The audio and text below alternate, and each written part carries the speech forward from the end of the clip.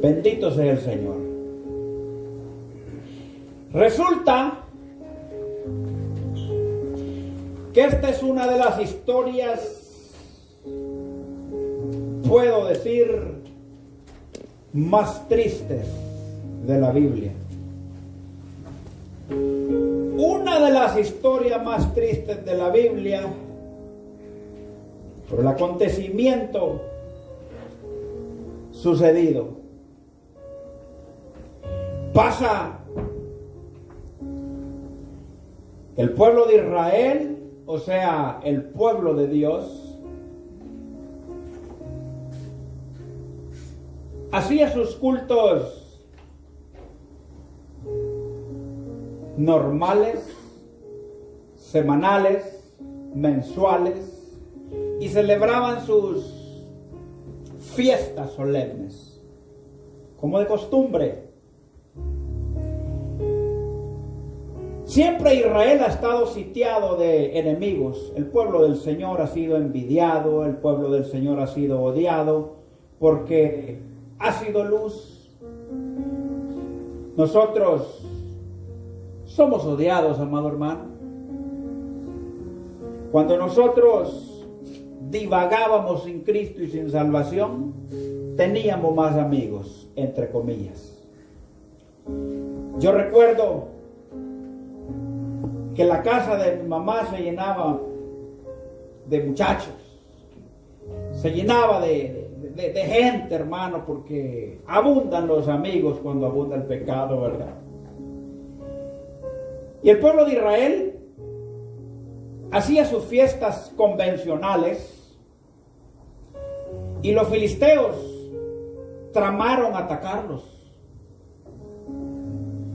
En ese entonces el sacerdocio estaba a cargo o a mando del sacerdote Elí. Y el sacerdote Elí era el que se encargaba de los asuntos santos, religiosos, los asuntos de Dios. Consultan al sacerdote Elí y le dicen: mira, ahí vienen los filisteos, y les dice: no tengan pena. No tengan pena, porque Dios nos dará la victoria. ¿Qué hacemos entonces? Bueno, hay un valle que se llama Ebenezer. Todos saben el significado. Hasta aquí Jehová nos ha ayudado. Ese es el significado del valle. Ese es el nombre del valle. Y le dice Elí: vayan a Ebenezer y traigan la victoria. Salen los soldados, los hombres de guerra, sale el grupo que iba a representar a los hijos del Dios Altísimo. Cuando ellos salen, se llevan la desagradable sorpresa que en Ebenezer de entrada les mataron 4,000 elementos y salen llorando, salen huyendo, salen despavoridos y llegan a poner queja a la casa cada uno. Y hubo gran luto en Israel. ¿Quién se puede imaginar 4,000 cajas de muerto en un pueblo pequeño? ¿Quién se puede imaginar 4,000 madres llorando a su hijo? 4,000 entierros al día siguiente. Eso fue una catástrofe, amén. Eso fue una desgracia. ¿Y qué pasó entonces? Preguntaron: ¿acaso no está Dios con nosotros?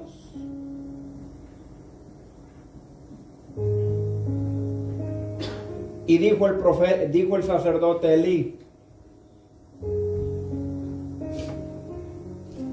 vayan a pelear y llévense la presencia de Dios con ustedes. El arca del pacto. El arca del pacto, símbolo de santidad, de presencia de Dios. El arca del pacto, algo memorable, hermano, que contenía la majestuosa vara de Aarón. Hermano, para Dios, el arca del pacto era tan valiosa porque es que esa vara, hermano, vio de todo. Esa vara vio sapos, piojos, rayos y centellas, piojos primogénitos morir. No era un pedazo de palo. El arca del pacto contenía las tablas de la ley que escribió Jehová con su dedo. El arca del pacto contenía los panes de la proposición. Pacto sempiterno de Dios. Y Elí dice: llévense a la guerra el arca del pacto. Se llevan el arca del pacto a la presencia de Dios, a la presencia de la guerra. Llevan la presencia de Dios a la guerra. Y dice que los filisteos escucharon cuán grande estruendo, el grito de los hijos de Dios, de emoción, de alegría. Y dice que tuvieron gran temor. Y se dice uno al otro: ¿qué es este estruendo que estamos oyendo? Y uno de ellos les dijo: es que el arca del pacto de su Dios está en medio de ellos. Y le dice uno al otro: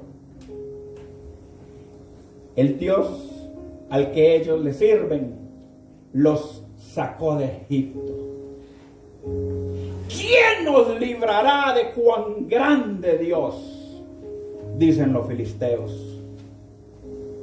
Y se atemorizaron en gran manera los filisteos y no sabían qué hacer. Y se levantó un filisteo guerrero, un valiente de los hijos de Satanás, y les dijo estas palabras: sean hombres y peleen. Sean hombres y peleen. Y le repetía: sean hombres y peleen. Y subió el ánimo del pueblo filisteo y se paran todos en guerra, y no le tuvieron ni temor ni temblor ni a los hijos de Dios ni al Dios de Israel, y se paran en contra del pueblo de Israel. Y dice la palabra del Señor que poniéndose en guerra, cuerpo a cuerpo, empieza a correr sangre en el campo de batalla, y 30,000 hombres del pueblo de Israel de inicio caen muertos, y el pueblo de Dios sale corriendo delante de la presencia de los enemigos. Y ahí no para la historia. Elí tenía 2 hijos, uno se llamaba Ofni y el otro Finés, también murieron en la guerra.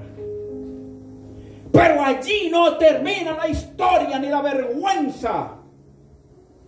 Hay algo que quiero yo que aprenda de parte del Señor en esta hora. Quiero que repita conmigo esta palabra: ignominia. Ignominia, que significa el estado máximo de la vergüenza. Si usted piensa que andar sin calzoncillos en la calle es vergüenza, eso no es ignominia. La ignominia va más allá, y entonces el pueblo ese día disfrutó el sabor de la ignominia. El estado máximo de la vergüenza. ¿Sabe por qué? Porque le mataron a los hijos del sumo sacerdote del Dios de Israel. A 4,000 hijos de Dios, más 30,000 hijos de Dios, y encima de ellos les quitaron el arca del pacto. Se llevaron la presencia de Dios de delante de ellos. Por eso dije que posiblemente es la historia más triste de la Biblia.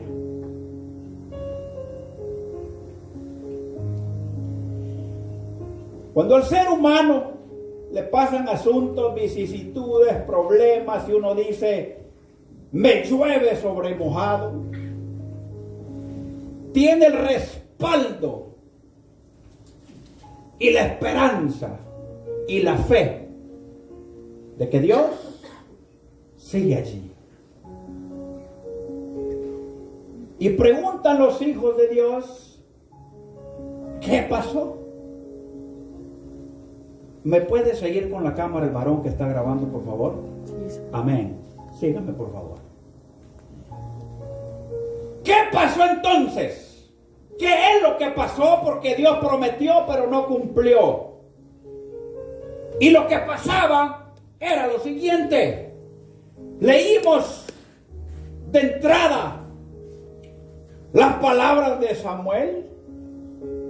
Y Samuel fue claro y les dijo, si ustedes se devuelven a Dios, o sea que ellos no estaban con Dios, y dejan a sus dioses paganos, a Astarot, entonces, ¿qué significa sí, solo sí?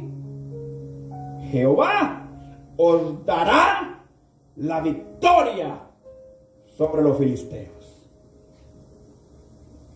Yo quiero que usted siga bien el proceso de esta ignominia. Yo creo que aquí hay alguien que Dios le va a hablar en esta tarde. Aquí hay alguien que Dios le va a hablar esta tarde. No es lo mismo venir a la iglesia, echarme 2 peinazos, un poco de desodorante y llegar a ver qué pasa, a donde está el arca del pacto, que decirle al Señor, yo quiero que el arca del pacto penetre en mi corazón. El arca del pacto fue quitada de en medio de los hijos de Israel y regresan amargos a llorar. ¿A llorar qué? Lo que nunca extrañaron. Era religión, era fanatismo. Solo lo tenían como bandera para protección de las guerras. Amado hermano, el ser cristiano o hijo de Dios no es un nombre en un ID, una credencial. El ser un hijo de Dios no es simple y sencillamente estar apuntado en una iglesia.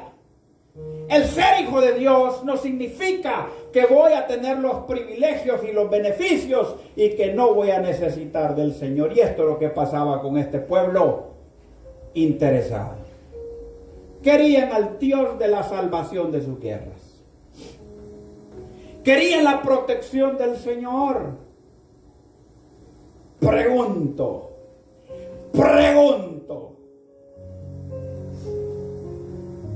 Me llena de gozo al hacer esta pregunta a mí mismo y digo, ¿cómo es posible que Dios prefirió irse con los filisteos que quedarse en la casa de sus hijos? ¿No se ha hecho esa pregunta? ¿Será que Dios no podía decirle a un par de legiones de ángeles guerreros que los consumieran? ¿Será que Dios no podía abrir la tierra y que se los tragara como a Coré? ¿Será que Dios estaba maniado? Y la presencia de Dios optó por irse con los filisteos. ¿Sabe por qué? Porque Dios estaba buscando un pueblo que le amara de corazón. A los míos vine y no me recibieron, mas a todos aquellos, a los que creen en mi nombre, se les es dada la potestad de ser hijos míos.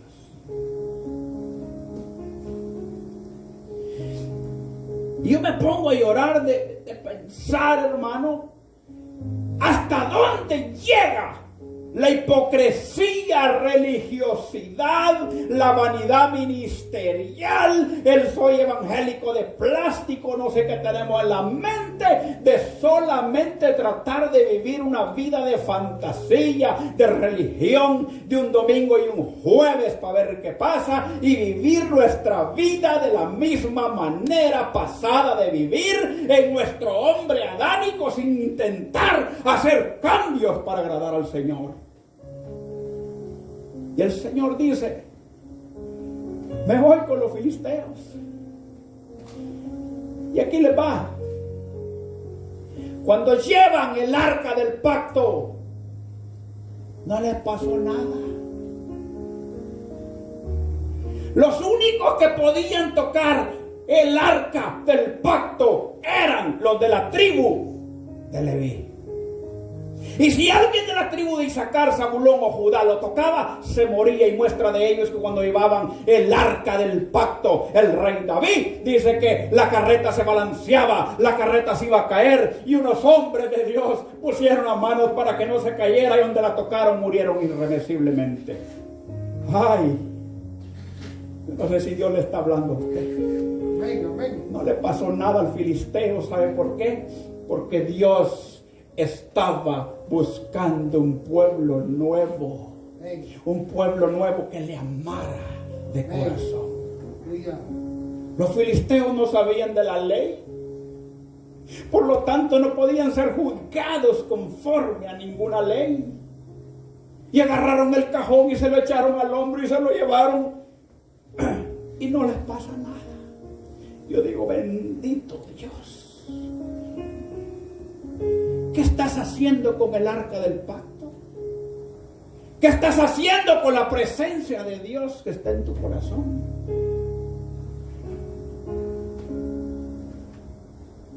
Dice la palabra del Señor que los filisteos también tomaron una mala decisión. Y es que el corazón del hombre, dice la palabra, va de mal en continuo. El corazón del hombre es perverso. ¿Quién lo conocerá? ¿Sabe qué hicieron con el arca del pacto? Abrieron las puertas del templo de Dagón y pusieron el arca del pacto aquí y pusieron a Dagón aquí.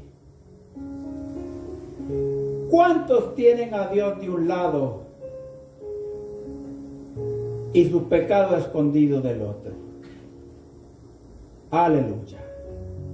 ¿Cuántos tienen a Dios cuando lo necesitan, lo claman? Señor, Jeremías 33 dice, sí, pero cuando te hizo el favor y ya no sentís dolor ni necesidad, te vas con Dagón, te vas para el otro lado, te deslizás en las aguas resbalosas del pecado y te olvidas de quien te sacó de las tinieblas a su luz admirable. Gloria a Dios. Laquean el templo, se van por la noche y dice, vamos a ejemplificar este asunto. Aquí está el arca del pacto. Aquí está Dagón. Ahí está Dagón, ahí está el arca del pacto. Al otro día, abren el templo y se fueron a ver qué pasó. Dagón estaba postrado. Miren qué bendición. Postrado delante del arca del pacto. Para que ellos vieran que el poder de Dios es incomparable, es insostenible y que nada puede contra un Dios poderoso. Gloria a Dios. Agarraron a Dagón, lo volvieron para su lugar y en la noche volvieron a cerrar el templo.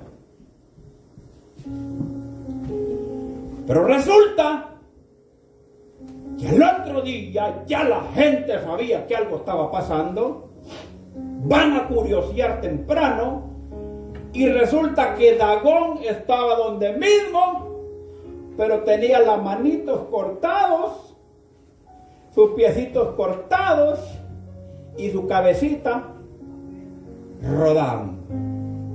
Dice la Biblia, y solo le quedó el tronco.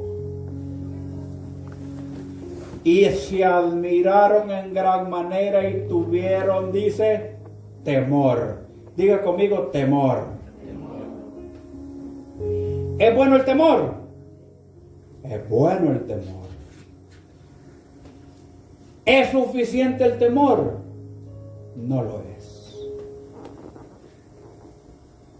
Tuvieron temor y dice que siguieron practicando sus mismas obras, no se volvieron tampoco a Jehová, ni creyeron tampoco de todo corazón. O sea que el temor tiene que ir acompañado con servicio.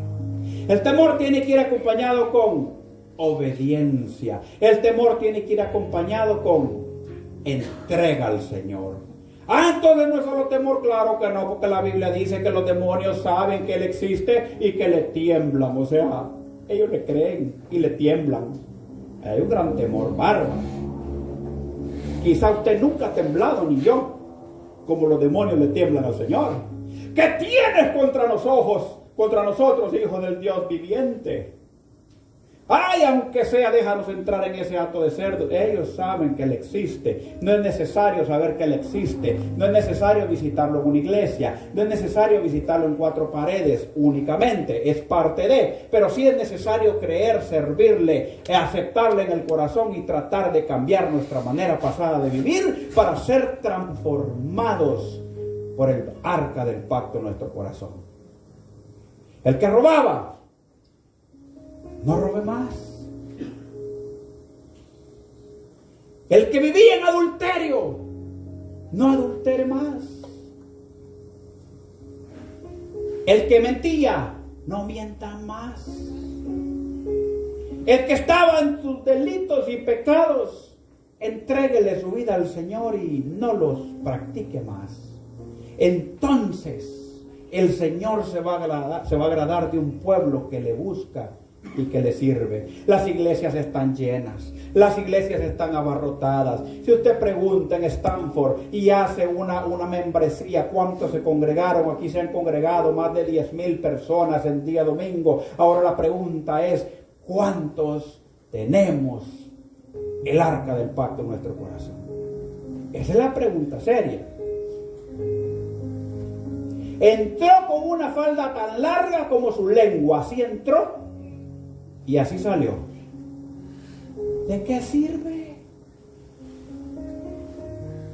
En esto conoceréis que son mis discípulos. ¿En qué? ¿En que prediquen bien? Lamentablemente, no. ¿En que venga todos los domingos y jueves? Peor.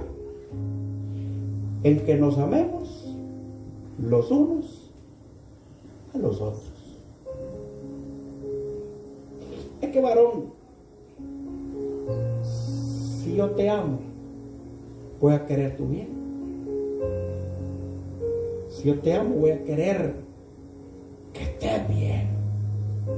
Porque el primer mandamiento es amar a Dios sobre todas las cosas. Y el segundo, amarás a tu prójimo como a ti mismo. ¿A cuántos le gusta hablar mal de su madre? Que levante la mano. Es que el que se meta con mi mamá ahí, sí, mire, se me salen todos los chamucos. Yo lo sé, hermano. ¿Y por qué si le gusta hablar mal de todos los demás hermanos? Pues? Entonces, ¿somos discípulos de Dios o somos emisarios de Satanás? O sea, el espejo ahí está, ¿verdad? A mí me pueden decir, mire, usted es bonito, pero cuando yo miro el espejo digo, es lo que hay, ¿verdad? Entonces el espejo es la Biblia. Y la Biblia nos dice, en esto vas a conocer que si sos hijo de tinieblas o sos hijo de luz, o estás haciendo la voluntad del Padre, o estás haciendo la voluntad de Astarot, la voluntad de Baal, la voluntad de Satanás. Y es que puede que estemos bien confundidos, equivocados, de que es que tenemos, mire, aquí está mi arca del pacto, que usted no la ve, pues, mire, pero y para allá, pues. El otro lado, porque ¿quiénes han tenido una visita así? ¡Pum! Sorpresa. ¡Ram! Chancletas para abajo de la cama. ¡Rum! Fideos para abajo de... O sea... ¿Ah? Nos toca que esconder cosas que no tendríamos que esconder, simple y sencillamente porque llevamos una doble vida. Qué tristeza. El de doble ánimo, el de doble vida, tiene una característica general. Nunca te va a decir la verdad. Nunca te va a decir nada feo. Nunca te va a decir que tenés un moco en la nariz porque quiere quedar bien contigo. No te lo dice. Pero cuando te das la vuelta, te crucifica boca abajo y le hacen falta redes sociales y teleprensa para dejarle saber tu error.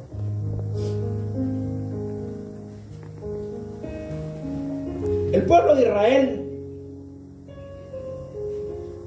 pasó una lección magistral.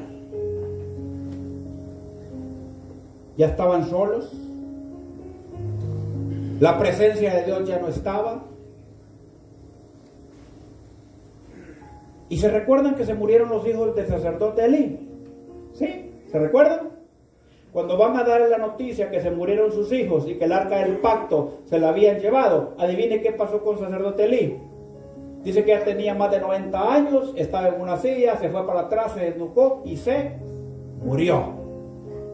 O sea, Israel ya no tenía a Ofni como sacerdote, era sacerdote, ni a Finés como sacerdote, ya no tenía a Elí como sumo sacerdote, ya no tenía el arca del pacto, tenían 34,000 muertos y estaban a las expensas de que cualquiera los atacara.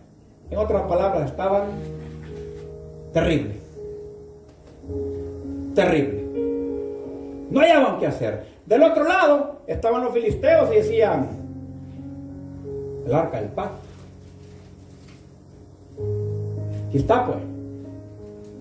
Y Dios les dio un chance y dijo, ¿la van a usar como es o les voy a enseñar qué es lo que pasa? Y donde tomaron como cualquier cosa, como profano lo santo. Dice la palabra del Señor que el Señor de los cielos, el gran yo soy, el Makadesh, el dueño del oro y de la plata, el que con un dedo trazó la línea divisoria entre el mar y la tierra, vino y se molestó contra los filisteos y dice que le salieron tumores. Le salieron tumores y empezaron a salir ratas por todos lados. El arca del pacto estaba en Asdod. Y los de Asdod dijeron, no aguantamos esta enfermedad. Estamos llenos de tumores. Demos el arca del pacto a los de Gad. Y los de Gad dijeron, tráiganos ese aparato para acá. Lo agarraron, ¡ay, ay, ay, ay! Y le salieron tumores también. Y llevaron el arca del pacto al otro pueblo, a los de Ascalón, y Ascalón resultó lleno de tumores y ratas, y después a Ecrón, y después a Gaza, a los 5 pueblos de los filisteos, y dijeron: estamos desgraciados con el arca del pacto de los hijos de Dios en nuestra casa. ¿Qué podemos hacer? Es que, hermano, la presencia de Dios es lo más lindo en donde se le ama. La presencia de Dios es más lindo en donde se le anhela. La presencia de Dios es sabrosa y deleitosa cuando tenés hambre, cuando tenés sed, cuando eres agradecido con Dios y te recuerdas que de no haber sido por Jehová, hoy no estuvieras escuchando un mensaje como estos. El arca del pacto es deliciosa cuando te chupas los 5 dedos de cada mano, cuando te deleitas en el Señor. Pero cuando la aborreces, te es por purgante y por piedra de tropiezo. ¿Qué hacemos con el arca del pacto? Y vinieron los sabios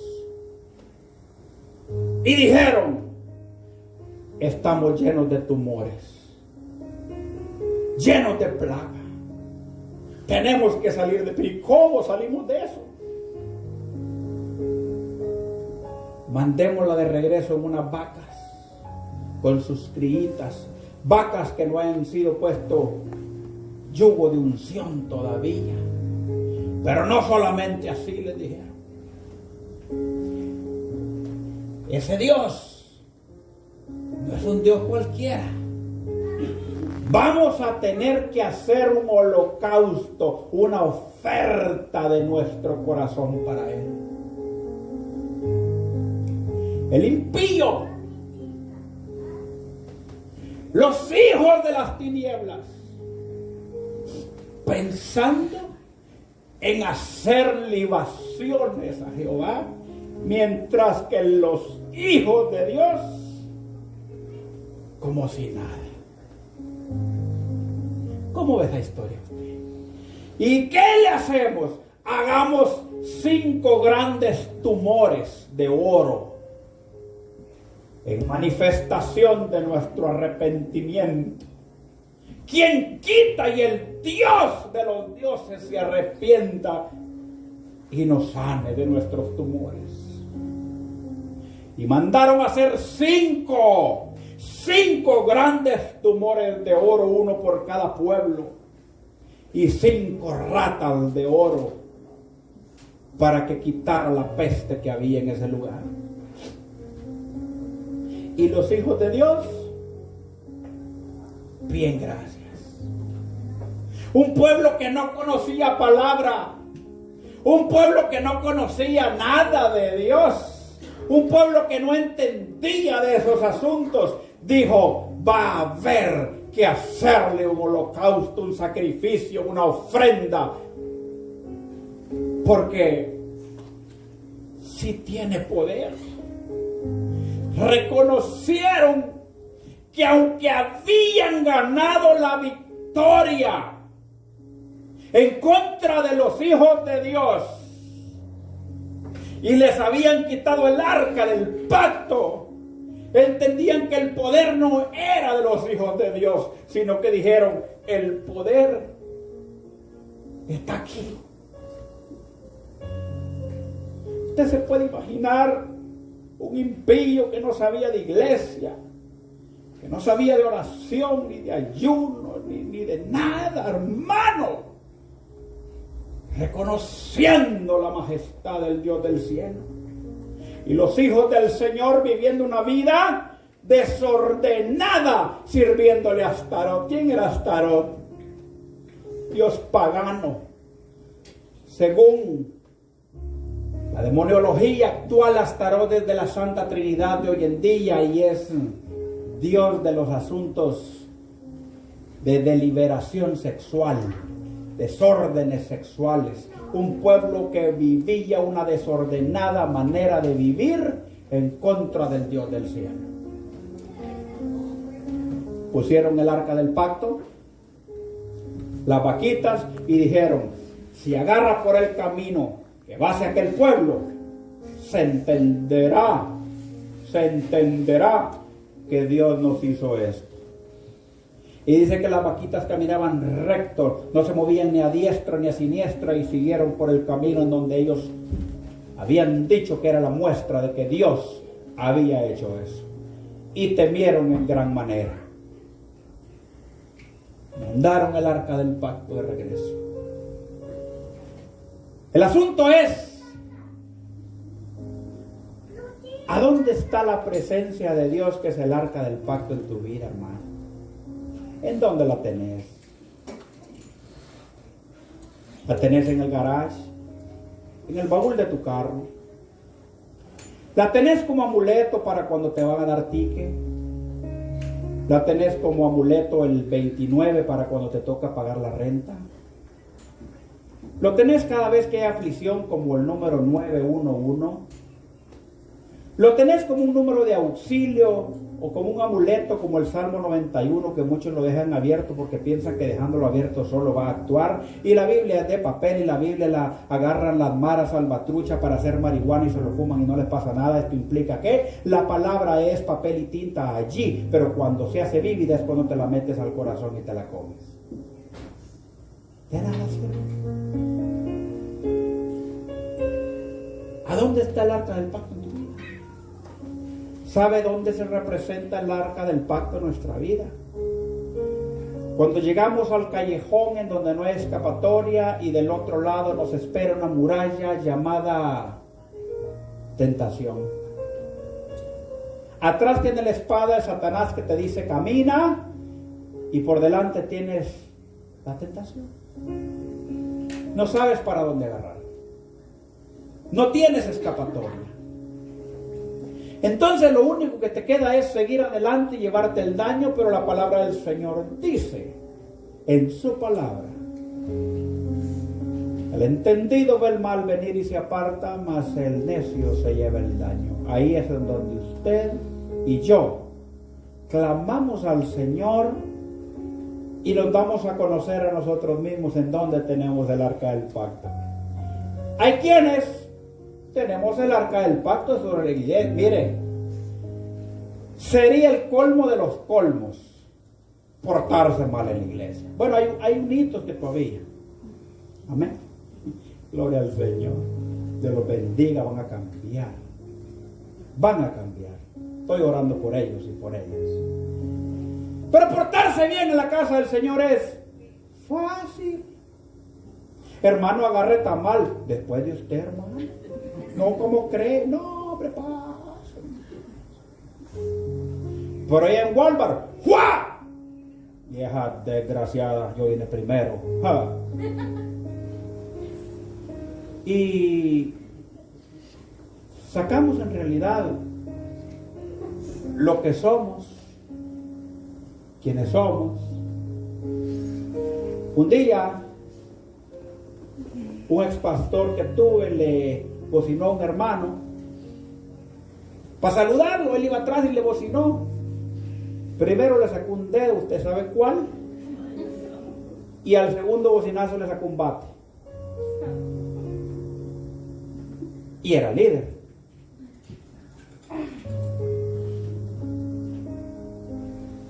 Me identifico.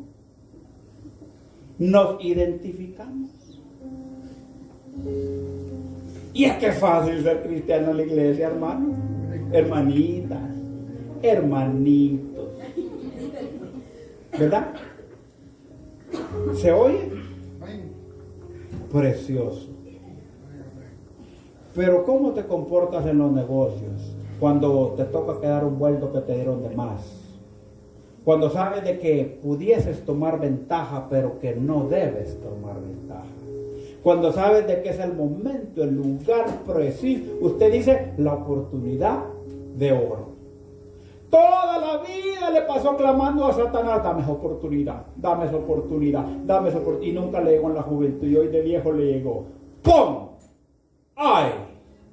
¿Y ahora? ¿Qué voy a hacer? Es que solo vamos a hacer este asuntito y le pedimos, nos reconciliamos. ¿Será así la cosa? ¿Ah? el último traguito, hermano, mire, de verdad, Señor, ten misericordia. Tú sabes la debilidad de tu pueblo. No, hermano. La palabra del Señor dice que Dios nunca te va a imponer carga más grande de la capacidad de tus lomos. Si te puso 270 libras y sientes fuerte la carga, es porque te ha dado grandes lomos para llevarlo. Te puede llevar 300. Tu punto de quiebre no es 269. Dios sabe cuándo te vas a quebrar. Es necesario entender de que ser cristiano en la iglesia es fácil y muy demasiado fácil, porque todos con una falda larga, con una bonita ropa, con una Biblia bajo el brazo, o con solo el hecho que entramos de ahí para acá, todos nos identificamos que vamos para el cielo. Buenas personas. Sí, mire, si un policía ve a un personaje bajar de estas gradas y pasa, dice, es una buena persona, y tal vez tiene 3 órdenes de captura. Sí. Pero como bajó en la iglesia, ¿amén o no amén? Sí. Y dicen, bless you. Officer, God bless you. Porque en la iglesia todos fingimos ser buenos, ¿verdad? La iglesia no es el lugar para aparentar lo bueno que somos. La iglesia es el lugar donde venimos a Dios porque somos malos. Este es el lugar en donde los malos venimos, en donde los tumorosos venimos, en donde los enfermos venimos, en los que necesitamos libertad venimos, en donde los atados venimos, en donde los cojos venimos. Hermano, no juguemos el papel de buenos, de santos, porque ese es el papel de ridículo. Más bien clamemos misericordia, Señor, para ser de un solo temple. Que alguien pueda decir, miren, yo conozco a la fulana, y es que de lo que le están acusando, yo le puedo decir que es de esto y de esto y del otro y del otro y del otro y del otro, pero eso no lo es. Porque yo la he visto en la calle, y la he visto en el campo, y la he visto sola y con gente, y esa mujer da testimonio. No necesita usted defenderse. Jehová peleará por vosotros. Estad quietos, dice el Señor. ¿A quién se defiende? Y se defiende y se defiende porque siente que el dedo acusador está sobre él. A este lugar venimos, hermano, que somos malos, porque queremos cambiar, porque ya no queremos tener dos señores y claudicar entre Dios y el diablo. A este lugar venimos porque queremos ser mejores. El mensaje de esta tarde es: decidamos en nuestro corazón qué puesto tiene en mi corazón el arca del pacto, que es la presencia del Señor para mi vida. Tu corazón tiene cuartos especiales, cuartos de recuerdos para personas buenas, malas y no muy buenas. Tiene lugares más especiales para tu madre, tu padre, tu familia y tus hijos. Hay lugares no muy especiales para tus cosas y pertenencias. Y tiene casillas tu corazón. ¿En qué casilla está el arca del pacto en tu vida? ¿Cuál es el lugar de Dios en tu corazón? ¿Solamente para la batalla? ¿Dios es un Dios de guerra? ¿Solamente para que pelee?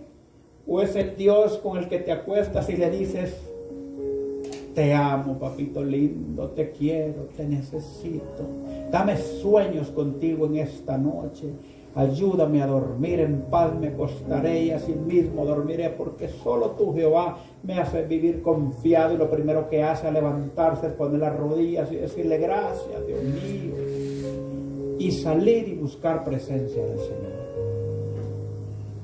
Es que mi marido es mi piedra de tropiezo, hermano.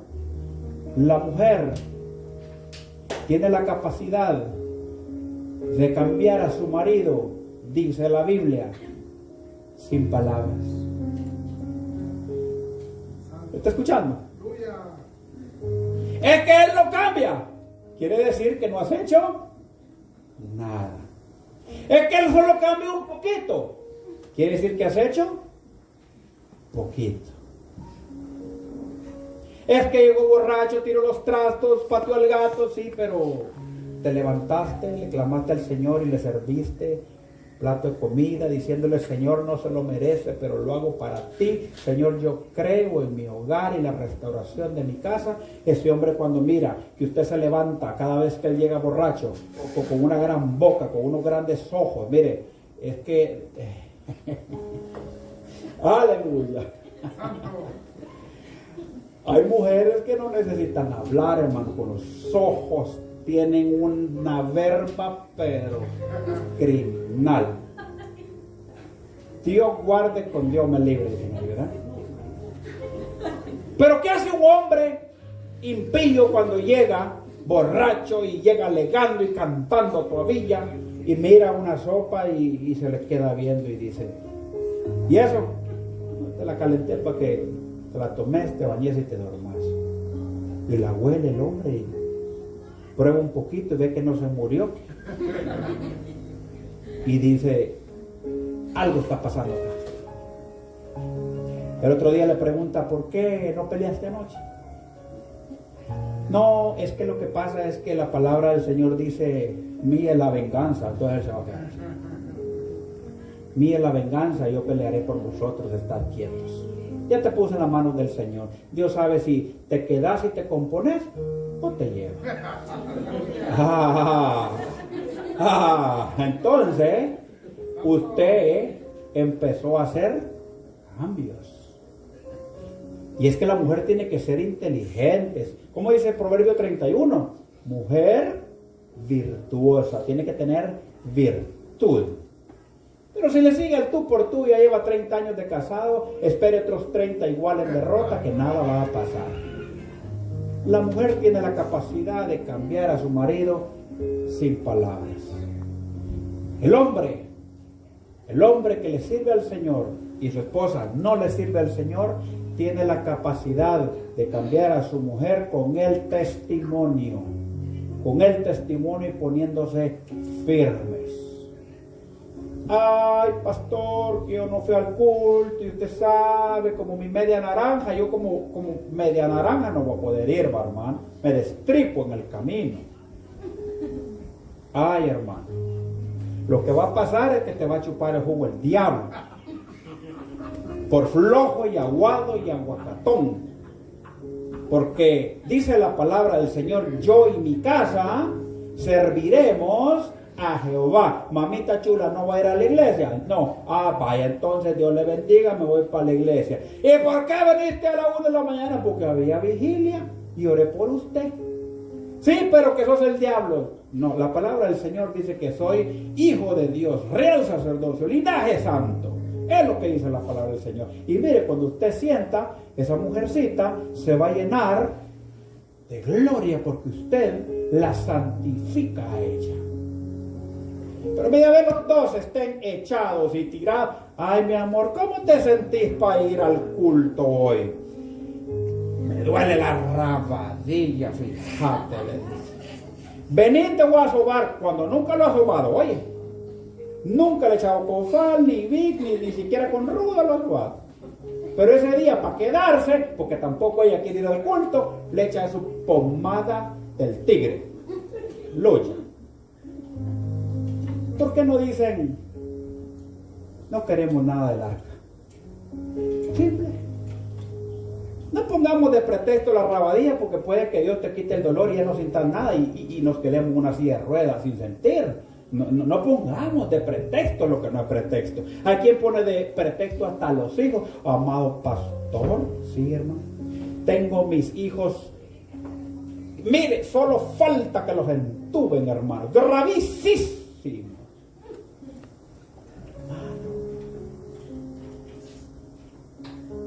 ¿Por qué? ¿Por qué somos así? Enfermos para ir al culto, pero trabajamos. Enfermos para ir al culto, pero los muchachos no pierden la escuela. Enfermos para ir al culto, pero el mundo es redondo y sigue dando vueltas. Entonces, la pregunta es, ¿en dónde está el arca de Dios en tu corazón? Qué dura palabra, ¿verdad? Cuando Dios nos confronta. No es el pastor, hermano. El pastor no tiene sueldo, no ofrende, no diezme, haga lo que quiera. Menos irse al infierno porque quiero que sea salvo. Lo necesario que tenemos que hacer es volvernos a Dios y entender que no podemos tener a dos señores, hermano. Saquemos a Astarot, saquemos a Baal, saquemos a Cera, saquemos todos esos dioses paganos con minúscula. Mire, si le duele la espalda, la Biblia dice en el libro de Santiago, capítulo 5 en adelante, 12 en adelante, si alguno está triste, haga oración.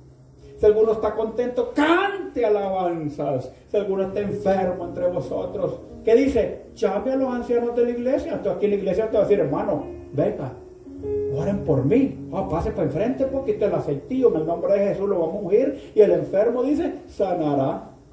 No, se acuesta plan con una cubeta de poporopos y se pone a ver Netflix y se sanó. Entonces no tenía ni papa. Mentiras. O puede ser lo siguiente, ahí le va. Puede ser lo siguiente, dice la palabra del Señor, que de la abundancia del corazón habla la boca. Como estás enfermando a tu familia, cada vez que hay culto, el diablito te la va a enfermar. ¿Cómo la ves? ¿Cómo? Y yo haría este análisis. ¿Cómo está el asunto? ¿Por qué no se me enferman sábado, sino que el domingo? ¿Por qué no miércoles ni viernes, sino que jueves? ¿Será que hay alguien que me quiere estorbar la bendición de Dios? Sea sabio, sea sabia. Ay, es que mis hijos no se pueden desvelar porque ellos estudian mañana. Ay, los míos no, los míos son analfabetos, hermano. Solo los tuyos van a la escuela. Pero le das el Nintendo 10 y amanecen como que son con ojeras de muerto a las 3 de la mañana y no te das cuenta.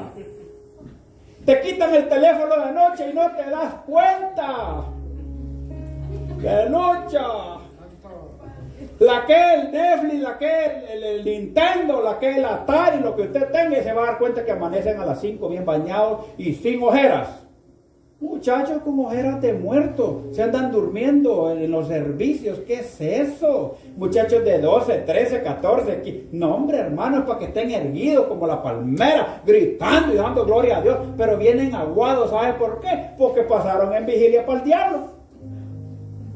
En vigilia para el diablo. Y los papás no lo quieren llevar al culto, a la vigilia, porque entonces dicen que se desvelan. Pobrecitos. Aleluya. ¿Cuántos dicen amén? ¿Cuántos dicen amén? Bendito sea Dios. El pastor menos amado por los jóvenes. Pero un día crecerán y entenderán el valor de las palabras del Señor. Mientras tanto, el arca del pacto caminaba en aquellas vaquitas. Y vinieron unos curiosos y dijeron, vamos a ver qué hay allí. Y murieron 40,000. Santo. ¿Habrá algún curioso aquí que vino a ver qué pasó hoy en la noche? Aleluya. Murieron porque fueron a ver qué llevaban las vaquitas. Porque no murieron los filisteos. Que Dios quería un pueblo nuevo. Algo anda buscando el Señor, te anda buscando a ti.